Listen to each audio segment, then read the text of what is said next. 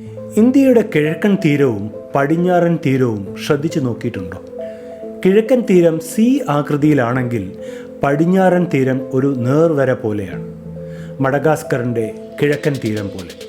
ഒരുപക്ഷെ ലോക ഭൂപടത്തിൽ തന്നെ നേർരേഖാ തീരങ്ങളുള്ള 2 കരകളും ഇവ തന്നെയാവും.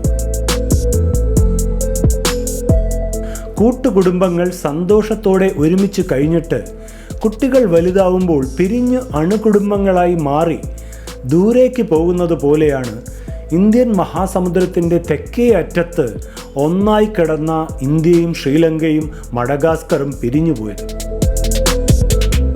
2 വൻകരകളായി നീങ്ങി മാറിപ്പോകുകയും ചെയ്യുന്ന പ്രതിഭാസത്തെ കോണ്ടിനൽ ഡ്രിഫ്റ്റ് എന്ന് പറയുന്നു.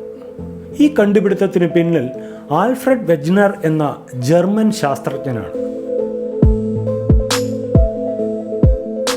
മഡഗാസ്കർ ഇന്ത്യയിൽ നിന്നും നേർവരയിലെ ഭൂമിയിലുണ്ടായ ഒരു വിള്ളലിലൂടെ വിട്ടുപോയതിനാലാണ് ഇന്ന് നമ്മുടെ പടിഞ്ഞാറൻ തീരവും മഡഗാസ്കറിൻ്റെ കിഴക്കൻ തീരവും 2 നേർവരകളായി ഒറ്റ ചിത്രത്തിൽ ചേർത്ത് വയ്ക്കാവുന്നതുപോലെ കാണുന്നത്.